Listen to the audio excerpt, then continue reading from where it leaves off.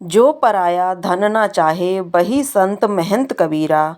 वही सच्चा है जिसका मन हो अनंत, अर्थात जो व्यक्ति दूसरों के धन की इच्छा नहीं करता, दूसरे का धन नहीं चाहता, वही सच्चा संत होता है। सच्चा वही है जिसका मन निर्मल और स्वार्थ रहित हो। हरे कृष्णा। आप सभी का दिन शुभ और मंगलमय हो। आज दिनांक है 30 नवंबर, दिन है रविवार और आज है मार्गशीर्ष मास के शुक्ल पक्ष की 10वीं तिथि, जो कि आज रात 9:29 तक रहेगी। इसके बाद में एकादशी तिथि प्रारंभ होगी और आज सूर्योदय होगा सुबह 6:54 पर, सूर्यास्त होगा शाम 5:36 पर, ब्रह्म मुहूर्त सुबह 5:19 से 6:07 तक रहेगा और राहु काल रहेगा शाम 4:30 से 6 बजे तक। इस समय पंचक लगे हुए हैं, क्योंकि हर एकादशी के दिन यानी 11वीं तिथि पर एकादशी का व्रत रखा जाता है।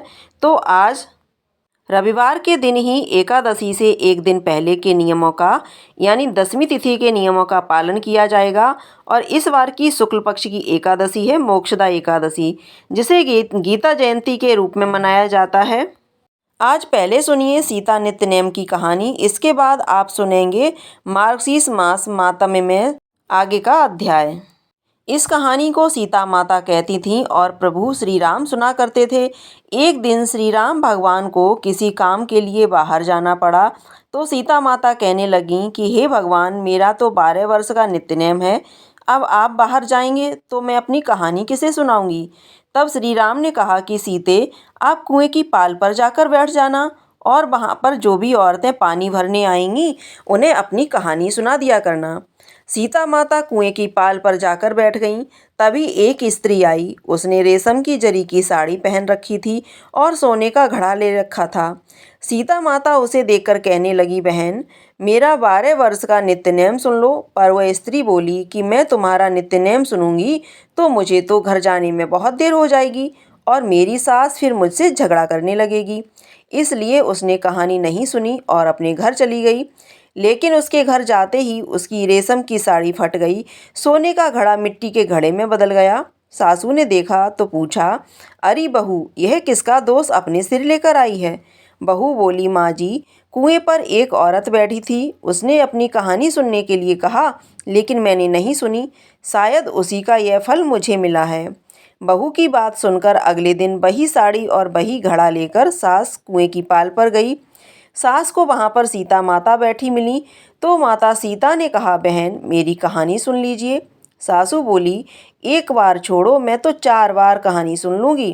तब सीता माता बोली, राम आए, लक्ष्मण आए, देश के पुजारी आए, नित्य नेम का नेम लाए, आओ राम, बैठो राम, तपी रसोई जीमो राम, माखन मिश्री खाओ राम, दूध बतासा पियो राम, सूत के पलका बैठो राम, साल दुसाला ओढ़ो राम, साल दुसाला ओढ़ो राम, जब भी बोलूं राम ही राम, राम संवारे सबके काम, खाली घर भंडार भरेंगे, सबका बेड़ा पार करेंगे।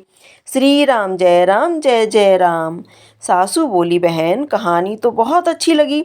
फिर कहानी सुनकर सासू घर चली गई और उसकी साड़ी फिर से रेशम की जरी की साड़ी बन गई।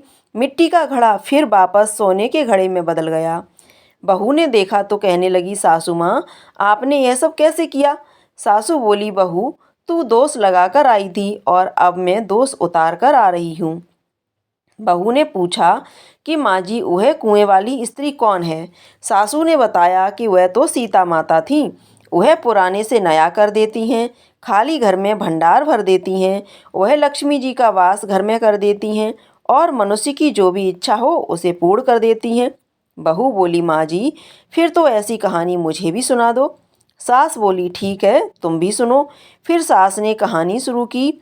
राम आए, लक्ष्मण आए, देश के पुजारी आए, नित्य नेम का नेम लाए, आओ राम, बैठो राम, तपी रसोई जीमो राम, माखन मिश्री खाओ राम, दूध बतासा पियो राम, सूत के पलका बैठो राम, साल दुसाला ओढ़ो राम, साल दुसाला ओढ़ो राम, जब भी बोलूं राम ही राम, राम संवारे सबके काम, खाली घर भंडार भरेंगे, सबका बेड़ा पार करेंगे। श्री राम जय जय राम। कहानी सुनकर बहू बोली, माँ जी कहानी तो बहुत अच्छी है। सासू ने कहा, ठीक है, अब से हम इस कहानी को रोज़ किया करेंगे। अब सासू बोली, बहू रोज सवेरे उठती, नहाती धोती और पूजा करने के बाद नित्य नेम की सीता माता की कहानी कहती। एक दिन की बात है, उनके यहाँ पड़ोस की एक औरत आई और बोली कि बहन जरा सी आँच तो देना। तो वह बोली कि आँच तो अभी हमने जलाई ही नहीं। पड़ोसन बोली, तो फिर तुम सुबह 4 बजे से उठकर क्या कर रही हो? तो उन्होंने कहा कि हम तो सुबह सुबह उठकर पूजा करते हैं, फिर सीता माता की नित्य नेम की कहानी कहते हैं। पड़ोसन ने उनकी बात सुनकर फिर कहा कि सीता माता की कहानी कहने से तुम्हें क्या मिला? तब वे दोनों बोलीं कि सीता माता की कहानी कहने से घर में भंडार भर जाते हैं, सारे काम पूर्ण हो जाते हैं, मन की इच्छा भी पूरी होती है। पड़ोसन ने कहा, बहन अगर ऐसा है तब तो फिर मुझे भी कहानी सुना दो। तब बहू बोली कि ठीक है, तुम भी ये कहानी सुन लो। राम आए लक्ष्मण आए, देश के पुजारी आए, नित्य नेम का नेम लाए। आओ राम बैठो राम, तपी रसोई जीमो राम। माखन मिश्री खाओ राम, दूध बतासा पियो राम। सूत के पलका बैठो राम, साल दुसाला ओढ़ो राम, साल दुसाला ओढ़ो राम। जब भी बोलूं राम ही राम, राम सवारे सबके काम। खाली घर भंडार भरेंगे, सबका बेड़ा पार करेंगे। श्री राम जय जय राम। पड़ोसन ने इस कहानी को सुना तो कहने लगी, बहन कहानी तो बहुत अच्छी लगी। अब वह पड़ोसन भी नित्य नेम सीता माता की कहानी कहने लगी। कहानी कहने से सीता माता ने पड़ोसन के भी धन के भंडार भर दिए। देखते ही देखते अब तो पूरे मोहल्ले में नित्य नेम की कथा चल पड़ी और हर किसी की मनोकामना पूर्ण होने लगी। हे सीता माता, जैसे आपने उन सभी के भंडार भरे, वैसे ही हमारे भी भरना। कहानी कहने वाले, सुनने वाले और हुंकारा भरने वाले सबके भरना। सभी प्रेम से बोलिए सीता माता की जय। अब सुनिए आप आज का मार्गशीर्ष मास मातम्य। भगवान श्री नारायण कहते हैं, नारद एक दिन बलराम सहित माधव खा पीकर चंदन आदि से चर्चित होकर ग्वाल वालों के साथ वृंदावन में गए। वहाँ पर भगवान कौतूहलवश उन ग्वाल वालों के साथ खेल कूद करने लगे। इधर ग्वाल वालों का मन तो खेल में लगा हुआ था, उधर उन सब की गौएं बहुत दूर तक निकल गई थीं। उस समय लोकनाथ ब्रह्मा जी श्री कृष्ण के प्रभाव को जानने के लिए समस्त गौओं और ग्वाल वालों को भी चुरा कर ले गए। उनका अभिप्राय जानकर सर्वज्ञ और सर्वश्रेष्ठ योगेंद्र श्री हरि ने योग माया से पुनः उन सब की सृष्टि कर ली, अर्थात उन सभी के नए रूप को वहाँ पर सृजन कर लिया। उन्होंने बहुत सारी गौएं, बछड़े और ग्वाल वालों की नई सृष्टि कर ली। अब दिन भर गौएं चराकर खेल कूद में मन लगाने वाले श्री श्याम को बलराम और ग्वाल वालों के साथ घर चले गए। इस प्रकार 1 वर्ष तक भगवान ने ऐसा ही किया। उधर जो असली गौएं, बछड़े और ग्वाल वाल थे, वे तो ब्रह्मा जी ने अपहरण करके अपने पास रखे हुए थे। भगवान कृष्ण ने सोचा कि रखो ब्रह्मा जी, कब तक आप इन सबको रखाओगे। तो अब वे प्रतिदिन 1 वर्ष तक गौओं, ग्वाल वालों और बलराम जी के साथ यमुना तट पर आते। शाम के समय सभी के साथ अपने घर को लौट जाया करते। भगवान के इस प्रकार को जानकर अब ब्रह्मा जी का जो मस्तक था वह भी लज्जा से झुक गया। उन्होंने सोचा कि यह मैंने क्या कर डाला। वो वांडरी वट के नीचे जहाँ पर श्री कृष्ण बैठे हुए थे वहाँ पर आए। उन्होंने ग्वाल वालों से घिरे हुए श्री कृष्ण को वहाँ देखा तो उनकी जो छटा हो रही थी, अब उसका भी ध्यानपूर्वक आप चिंतन कीजिए, मनन कीजिए। ग्वाल वालों के साथ घिरे हुए श्री कृष्ण को जब ब्रह्मा जी ने वहाँ देखा तो मानो नक्षत्रों के साथ पूर्णिमा के चंद्रदेव प्रकाशित हो रहे हों। गोविंद रत्नम सिंहासन पर बैठे हुए थे और बड़े मंद मंद मुस्कुराहट से उनका मुख सुशोभित हो रहा था। उनके श्री अंगों में पीतांबर शोभित हो रहा था। ब्रह्म तेज से वे प्रकाशमान थे। उनकी बाहों में रत्नों के बने हुए बाजूबंद, कलाई में रत्नों के कंगन और पैरों में रत्न में मंजीर शोभा दे रहे थे। 2 रत्न निर्मित कुलों की प्रभा से उनके गंड स्थल अत्यंत उद्दीप्त हो रहे थे। श्याम सुंदर का श्री विग्रह करोड़ों कंदर्प की लावण्य लीला का धाम था। वे मन को मोह लेते थे। उनके श्री अंग चंदन, अगरू, कस्तूरी और कुमकुम से चर्चित थे और परिजात पुष्पों की माला उन्होंने धारण कर रखी थी। उनकी अंग कांति नूतन जलधार की श्याम की शोभा को लज्जित कर रही थी। मस्तक पर सदा की तरह मोरपंख का मुकुट विराजमान था और उसमें मालती के मालाओं का संयोग बड़ा मनोहर, बड़ा सुंदर जान पड़ता था। उन परिपूर्णम शांत स्वरूप परमेश्वर राधाकांत को देखकर श्री ब्रह्मा जी ने अत्यंत विस्मृत होकर उन्हें प्रणाम किया। अब वे बार बार उन्हें देखने लगे और उन्हें बार बार ही प्रणाम करने लगे। उन्होंने अपने हृदय कमल में जिस रूप को देखा था वही उन्हें बाहर के ठीक उनके सामने भी दिखाई दिया। जो मूर्ति सामने थी वही पीछे और अगल बगल में भी दिखाई देने लगी। मुने जो वहाँ देखते वहीं पर भगवान श्री कृष्ण उन्हें नजर आने लगे। मुने वहाँ वृंदावन में सब कुछ श्री कृष्ण के तुल्य देखकर जगत गुरु ब्रह्मा जी उसी रूप का ध्यान करते वहीं बैठ गए। गौएं, बछड़े, बालक, लता और विरोध आदि सारा वृंदावन ब्रह्मा जी को श्याम सुंदर के ही रूप में दिखाई देने लगा। यह परम आश्चर्य देखकर ब्रह्मा जी ने फिर ध्यान लगाया। अब उन्हें सारी त्रिलोकी की श्री कृष्ण की सिवा और कुछ भी दिखाई नहीं दिया। कहाँ गए वृक्ष, कहाँ पर्वत, कहाँ पृथ्वी, कहाँ समुद्र, अरे कहाँ देवता, कहाँ गंधर्व, कहाँ मुनेन्द्र और कहाँ मानव, कहाँ आत्मा, कहाँ जगत का बीज और कहाँ स्वर्ग और कहाँ गौएं। श्री हरि अर्थात श्री कृष्ण की माया से ब्रह्मा जी ने सब कुछ अपनी आँखों से देखा और सबको कृष्ण में ही पाया। जहाँ देखो वहाँ सिर्फ कृष्ण ही कृष्ण नजर आ रहे थे। कहाँ जगदीश्वर श्री कृष्ण और कहाँ माया की विभूतियाँ। सबको कृष्ण में देखकर ब्रह्मा जी कुछ भी बोलने में असमर्थ हो गए। अब किसकी स्तुति करूं और क्या करूं, कैसे करूं, इस प्रकार मन ही मन विचार करके जगतदाता ब्रह्मा जी वहीं बैठकर जप करने को तत्पर हो गए। उन्होंने सुखपूर्वक योगासन लगाकर दोनों हाथ जोड़ लिए। उनके सारे अंग पुलकित हो गए, नेत्रों से प्रेम की अश्रुधारा बहने लगी और वे अत्यंत दीन के समान हो गए। फिर उन्होंने अपनी 6 नाड़ियों अर्थात ईगा, सुमना, मध्या, पिंगला, नलिनी, धुरा, इन 6 नाड़ियों को प्रयत्न पूर्वक योग के द्वारा निबद्ध कर लिया, एकाग्र कर लिया। फिर वे अपने शरीर को, अपने मन को, अपनी सभी इंद्रियों को एकाग्र करके निस्पंद अर्थात निश्चल हो गए और पूर्व काल में श्री हरि ने जिसका उपदेश दिया था उस परम उत्तम दशा मंत्र का जाप करने लगे। मुने श्री कृष्ण के चरण कमलों का ध्यान करते हुए एक मुहूर्त तक जप करने के बाद ब्रह्मा जी ने अपने हृदय कमल में उनके सर्व तेजों में स्वरूप को देखा, जो उस तेज के भीतर अत्यंत मनोरम रूप था। जो 2 भुजाएं, हाथ में मुरली और पीतांबर भूषित श्री अंग, कानों में मूल भाग में पहने गए मछली के आकार के कुंडल अपनी उज्जवल आभा बिखेर रहे थे। प्रसन्न मुखारविंद पर मंद मंद हंसी की छटा छा रही थी। भगवान भक्त पर कृपा करने के लिए बड़े कातर जान पड़ते थे। ब्रह्मा जी ने ब्रह्म ग्रंथ में जिस रूप को देखा और हृदय कमल में जिसकी झांकी की थी वही रूप बाहर भी दिखाई दिया। वह परम देखकर उन्होंने उन परमेश्वर की स्तुति की। मुने पूर्व काल में आर्णव के जल से शयन करने वाले श्री हरि ने ब्रह्मा जी को जिस स्तोत्र का उपदेश दिया था उसी के द्वारा विधाता ने भक्ति भाव से मस्तक झुकाकर उन परमेश्वर का विधिवत स्तवन किया।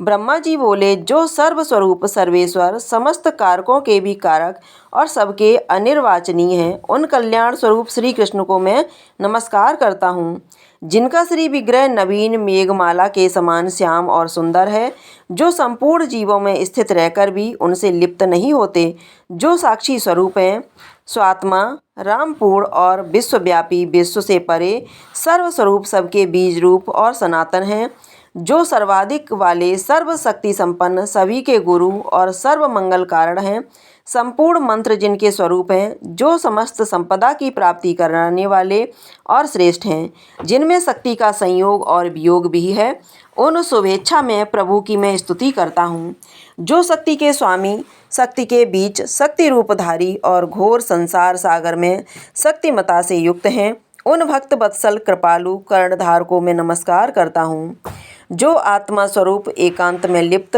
निर्लिप्त, सगुण और निर्गुण ब्रह्म हैं, उन स्वेच्छा में परमात्मा की मैं स्तुति करता हूँ, जो संपूर्ण इंद्रियों के अधिदेवता, आवास स्थान और सर्वेंद्रियम को मैं नमस्कार करता हूँ, जो सागर से सार तक द्रव्य अपूर्व अनिर्वाचनीय स्वतंत्र और अतंत्र उन यशोदा नंदन का मैं भजन करता हूँ, जो आसानी से किसी की दृष्टि पथ में नहीं आते, तर्क के विषय हैं, जो ध्यान के बस में होने वाले नहीं हैं और नित्य विद्यमान हैं। उन योगेंद्र के भी गुरु गोविंद का मैं भजन करता हूँ, जो रास मंडल के मध्य भाग में विराजमान होते हैं, रासोल्लास के लिए सदा उत्सुक रहते हैं और गोपगण सदा जिनकी सेवा करते हैं, उन राधा वल्लभ को मैं नमस्कार करता हूँ, जो साधु पुरुषों की दृष्टि में सदैव सत और असाधारण भगवान शिव जिनकी सेवा करते हैं, उन योग साध्य योगीश्वर श्री हरि को मैं प्रणाम करता हूँ,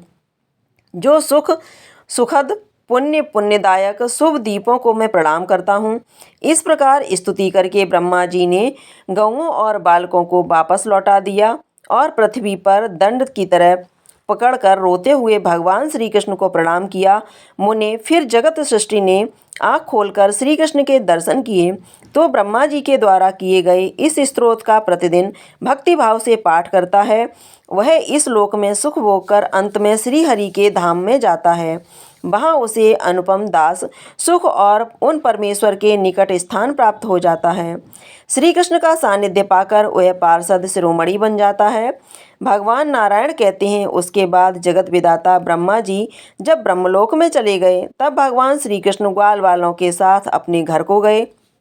उस दिन गौओं बछड़ों और ग्वाल वालों ने 1 वर्ष के बाद अपने घर पर पदार्पण किया था, अपने घर पर वापस लौटकर आए थे, किंतु श्री कृष्ण की माया से उन सब ने उस 1 वर्ष के अंदर को 1 दिन का ही अंतर समझ पाया।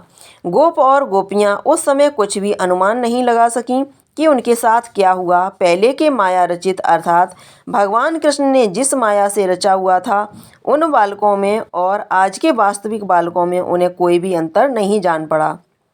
योगी के लिए क्या तो नया और क्या पुराना, सारा जगत कृत्रिम ही है। इस प्रकार श्री कृष्ण का यह सारा शुभ चरित्र कहा गया। फिर जिस प्रकार श्री कृष्ण ने अपनी माया से उन सभी गौओं बछड़ों और ग्वाल वालों की रचना की थी, उसी प्रकार उन्होंने अदृश्य भी कर दिया, क्योंकि उनकी जगह पर अब वास्तविक गोप बाल गौएं और बछड़े जो आ गए थे। भगवान नारायण कहते हैं, मुने एक दिन आनंद युक्त नंद में ब्रज में इंद्र यज्ञ की तैयारी करके सब और ढिंढोरा पिटवा दिया गया। उस समय सबको यह संदेश दिया गया था कि जो जो इस नगर में गोप गोपी बालक बालिका ब्राह्मण वैश्य और शूद्र निवास करते हैं, वे सब लोग भक्ति पूर्वक दही दूध घी माखन गुड़ और शहद आदि सामग्री लेकर इंद्रदेव की पूजा करें। इस प्रकार घोषणा कराकर उन्होंने स्वयं ही प्रसन्नतापूर्वक सुवत रमणीय स्थान में ध्वजा के लिए बांस गड़वाया, उसमें रेशमी वस्त्र और मनोहर मालाएं लगवाईं। चंदन अगरू कस्तूरी और कुमकुम के द्रव से उस यष्टि को अर्थात उस बांस को सजाया गया था।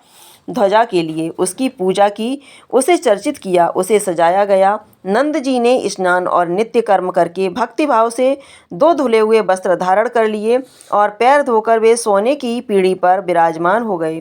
उस समय नाना प्रकार के पात्रों के साथ ब्राह्मण पुरोहित गोप गोपी बालक बालिका उपस्थित हो गए।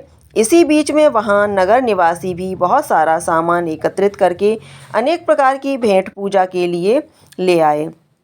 फिर ब्रह्मा ने तेज से मानव वेद विज्ञान पारंगत विद्वान और शांत स्वभाव गर्ग जी जामिनी श्री कृष्ण द्वैपन जी आदि बहुत से मुनिगण अपने शिष्यों के सहित वहाँ पर पधार गए और ब्राह्मण क्षत्रिय वैश्य शूद्र बद्री भिक्षुक आदि वहाँ पर गोपराज नंद ने उठाकर सभी का आदर सत्कार किया और वहीं पर भोजन बनाने में निपुण रसोइये ब्राह्मणों के लिए भोजन तैयार करने लगे। रत्न द्वीपों की और धूप की जगमगाहट सुगंधित चारों ओर फैल गई। पुष्पमालाओं से स्थान सज गए। तरह तरह की मिठाई पकवान मीठे फल हजारों लाखों घड़े दूध दही घी मधु मक्खन आदि इकट्ठे हो गए, क्योंकि वहाँ पर तो दूध घी या दूध से बनी हुई सामग्रियों की कोई कमी ही नहीं थी। लाखों करोड़ों की संख्या में वहाँ गौएं जो थीं, अब सुरीले बाजे वहाँ बजने लगे। तरह तरह के सोने चांदी के बर्तन श्रेष्ठ वस्त्र आभूषण स्वर्ण पीत आदि लाए गए। सभी चीज़ें गणित थीं, इतनी संख्या में थीं कि उनकी गिनती ही नहीं की जा सकी। अब वहाँ पर बहुत खुशी से मंगल गान होने लगे। इसी बीच बलराम और ग्वाल वालों के साथ साक्षात श्री कृष्ण बड़ी तेजी से वहाँ आए। उन्हें देखकर सब लोग बड़ी प्रसन्नता से खेल उठे और खड़े हो गए। श्री कृष्ण अपने खेल कूद के मैदान से लौटकर आ रहे थे। उनका शांत सुंदर विग्रह बड़ा मनोहर था। अब जगदीश्वर श्री कृष्ण उन सभी के बीच में रत्न सिंहासन पर बैठे मानो शरद काल के चंद्रमा तारामंडल के बीच में भासमान हो रहा हो। वह महोत्सव देखकर नीतिशास्त्री विशारद श्रीहरि ने अर्थात श्री कृष्ण ने अपने पिता से तत्काल ऐसी नीतिपूर्ण बात कही जो अन्य सभी लोगों के लिए बड़ी दुर्लभ थी। श्री कृष्ण बोले कि उस उत्तम व्रत का पालन करने वाले गोप सम्राट, आप यहाँ क्या कर रहे हो? आपके आराध्य देवता कौन है? इस पूजा का और इस स्वरूप का और इस प्रकार पूजन करने पर कौन सा फल प्राप्त होता है और इस फल से कौन सा साधन सुलभ होता है और इस साधन से भी कौन सा मनोरथ सिद्ध हो जाएगा? अगर पूजा में भी विघ्न पड़ जाए और देवता रुष्ट हो जाएं तो क्या हो सकता है? या अगर देवता संतुष्ट हो गए तो वे इस लोक और परलोक में कौन सा फल देते हैं? विप्र रूपधारी श्री हरि नैवेद्य को साक्षात ग्रहण करते हैं, इसलिए ब्राह्मण के संतुष्ट होने पर सभी देवता भी संतुष्ट हो जाते हैं। इसलिए कहते हैं किसी भी व्रत में पूजा पाठ यज्ञ आदि हवन आदि में किसी भी ब्राह्मण को घर पर बुलाकर भोजन करवाना, अपनी सामर्थ्य के अनुसार उन्हें दान दक्षिणा देकर संतुष्ट करने से ही किसी भी व्रत हवन पूजा पाठ की सफलता प्राप्त होती है। वह बिना किसी विघ्न के सफल हो जाता है और जिस मनोरथ के लिए यज्ञ हवन आदि कराया जाता है वह भी सफल हो जाता है। जो ब्राह्मण के पूजन में लगा हुआ है उसके लिए देव पूजा की क्या आवश्यकता है? जिसने ब्राह्मणों की पूजा की है उसने संपूर्ण देवताओं की पूजा संपन्न कर ली। देवता को नैवेद्य देकर जो ब्राह्मण को नहीं देता उसका वह नैवेद्य भस्म के समान हो जाता है और पूजन निष्फल हो जाता है। देवता का नैवेद्य अगर ब्राह्मण को दिया जाए तो उस दान से वह निश्चय ही अक्षय हो जाता है। इस अवस्था में देवता संतुष्ट होकर देने वाले को अभीष्ट वरदान देकर अपने धाम को जाते हैं। जो मूर्ख देवता को नैवेद्य अर्पित करने के बाद ब्राह्मण के दिए बिना स्वयं ही खा लेता है, यानी कि ब्राह्मण को भोजन कराए बिना उस नैवेद्य का दान किए बिना खुद ही उसे ग्रहण कर लेता है, वह दत्तापहारी अर्थात देकर छीन लेने वाला है और देवता की वस्तु खाकर नरक में जाता है। तो भगवान विष्णु को अर्पित न किया गया हो वह अन्न विष्ठा और जल मूत्र के समान होता है। यह क्रम सभी के लिए है, यह नियम सभी के लिए है, परंतु ब्राह्मणों के लिए विशेष रूप से इस पर ध्यान देना उचित है। अगर नैवेद्य या भोज्य वस्तु देवता को न देकर ब्राह्मणों को दे दी गई तो देवता ब्राह्मण के मुख से ही उसे खाकर संतुष्ट होकर स्वर्गलोक को लौट जाते हैं। पिताजी, आप सारी शक्ति लगाकर ब्राह्मणों का पूजन कीजिए, क्योंकि वे इस लोक और परलोक में भी उत्तम फल के दाता हैं। जो श्री हरि की आराधना करने वाले ब्राह्मण हैं वे तो उन्हें प्राणों से भी अधिक प्रिय हैं। हरि भक्त ब्राह्मणों का प्रभाव श्रुति में दुर्लभ है। उनके चरण कमलों की धूल से पृथ्वी तो तत्काल ही पवित्र हो जाती है। उनका जो चरण चिन्ह है उसी को तीर्थ कहा गया है। उनके स्पर्श मात्र से तीर्थों के पाप भी नष्ट हो जाते हैं। उनके आलिंगन श्रेष्ठ वार्तालाप दर्शन और स्पर्श से भी मनुष्य समस्त पापों से मुक्ति पा जाता है। संपूर्ण तीर्थों में भ्रमण और स्नान करने से जो पुण्य प्राप्त होता है वह हरिभक्त ब्राह्मण के दर्शन मात्र से ही सुलभ हो जाता है। मनुष्य को चाहिए कि वह पुण्य के लिए समस्त जीवों को अन्न दें, परंतु विशिष्ट जीवों को अन्नदान करने से विशिष्ट फल की प्राप्ति होती है। भगवान विष्णु ब्राह्मणों के भक्त हैं। उन्हें उत्तम वस्तु का दान करने से दाता को जो फल मिलता है वह निश्चय ही भक्त ब्राह्मण को भोजन कराने मात्र से ही प्राप्त कर लेता है।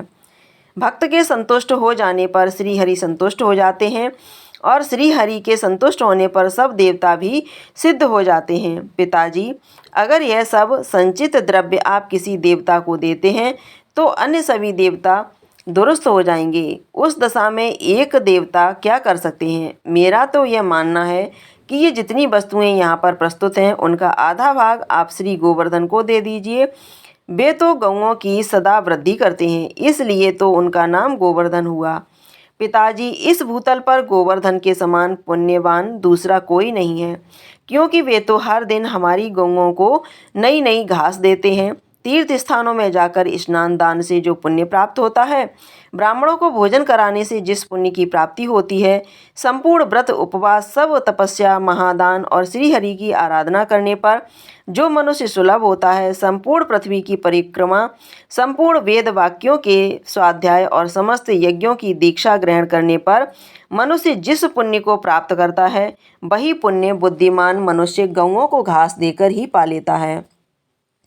जो घास चढ़ती हुई गाय को स्वेच्छापूर्वक चरने से रोकता है, उसे ब्रह्म हत्या का पाप लगता है और वह प्रिय करने पर ही शुद्ध हो पाता है।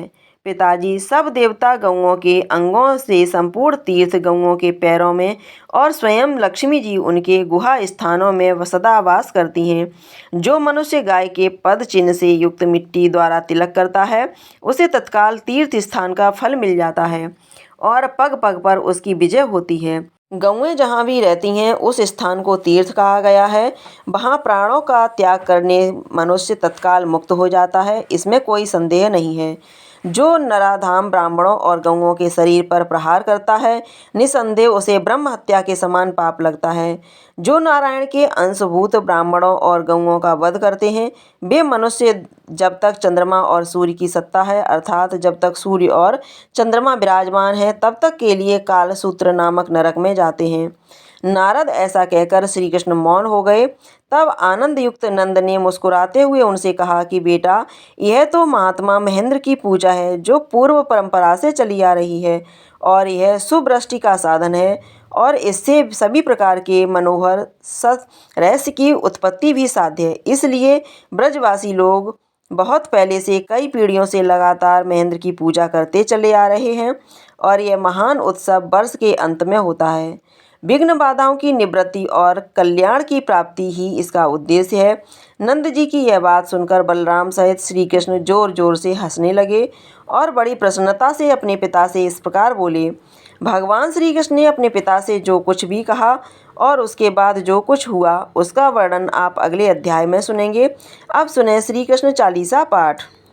बंसी शोभित कर मधुर नील जलद तन श्याम, अरुण अधर जन विलंब फल नयन कमल अविराम, पूर्ण इंद अरविंद मुख पीतांबर शुभ साज, जय मनमोहन बदन छवि कृष्ण चंद्र महाराज, जय यदुनंदन जय जगवंदन जय वसुदेव देव की नंदन, जय यशोदा सुत नंद दुलारे, जय प्रभु भक्तन के द्रगतारे, जय नटनागर नांग नथैया कृष्ण कन्हैया धैनु चरैया, पुनिनख पर प्रभु गिरिवर धारो, आओ दीनन कष्ट निवारो, बंसी मधुर अधर धर तेरी होबे पूर्ण मनोरथ मेरी, आओ हरि पुण्य माखन चाख्यो आज लाज भारत की राख्यो, गोल कपोल चिबुक अरुणारे मृद मुस्कान मोहिनी डारे, रंजित राजीव नयन विशाला मोर मुकुट वैजंती माला, कुंडल श्रवण पीत पट आछे कटे किंकड़ी काछन काछे, नील जलद सुंदर तन सोहे छवि लख सुर नर मुनि मन मोहे, मस्तक तिलक अलक घुंघराले आओ कृष्ण बांसुरी वाले, कर पै पान पुतनी उतार्यो अका बका कागा सुर मार्यो, मधुवन जलत अग्नि जब ज्वाला भय शीतल लख तई नंद लाला, सुरपति जब ब्रज चढ़े और साई मसूर धार बारिश करवाई, लगत लगत ब्रज चहन बचायो गोवर्धन नख धारे बचायो, लखिय सुदा मन भ्रम अधिकाई मुख में 14 भुवन दिखाई, दुष्ट कंस अति उदम मचायो कोटि कमल जब फूल मंगायो, नाथ कालिये तब तुम लीने चरण है निर्भय है कीने, कर गोपियन संग रास बिलासा सबकी पूरण करी अभिलाषा, केतिक महा असुर संगार्यो कंसई केस पकड़ दे मार्यो, मात पिता की बंदी छुड़ाई उग्रसेन कहाँ राज दिलाई, मैं से मृतक छह सुत लायो मात देव की शोक मिटायो, भौमासुर मुर दैत्य संहारी लाए 60 सहस कुमारी, देवी नहीं तृण चीर सहारा जरा सिंधु राक्षस कहाँ मारा, असुर बकासुर आदिक मार्यो भक्तन के तब कष्ट निवार्यो, दीन सुदामा के दुख टार्यो तंदुल 3 मूठ मुख डार्यो, प्रेम के साग विदुर घर मांगे दुर्योधन की मेवा त्यागे, लखी प्रेम की महिमा भारी ऐसे श्याम दीन हितकारी, भारत के पारथ रथ हाँ के लिए चक्र कर नहीं बलता के, निज गीता के ज्ञान सुनाए, भक्तन हृदय सुधा बरसाए। मीरा थी ऐसी मतवाली, विष पी गई बजा कर ताली, राणा भेजा सांप पिटारा, शालिग्राम बने वनवारी। निज माया तुम विविध दिखायो, और तय संशय सकल मिटायो। तब सत निंदा करी तत्काला, जीवन मुक्त भयो शिशुपाला। जबहि द्रौपदी टेर लगाई, दीनानाथ लाजे अब जाई। तुरतहि बसन बने नंदलाला, बड़े चीर वह असमुख काला। असनाथ के नाथ कन्हैया, डूबत भंवर बचावत नैया। सुंदर दास आस उरधारी, दया दृष्टि की जय वनवारी। नाथ सकल मम कुमति निवारो, क्षमऊ बेग अपराध हमारो। खोलो पट अब दर्शन दीजे, बोलो कृष्ण कन्हैया की जय, बोलो कृष्ण कन्हैया की जय। यह चालीसा कृष्ण का पाठ करे और धार, अष्ट सिद्ध नवनिधि फल है पदारथ चार। प्रेम से बोलिए कृष्ण भगवान की जय, राधा रानी की जय।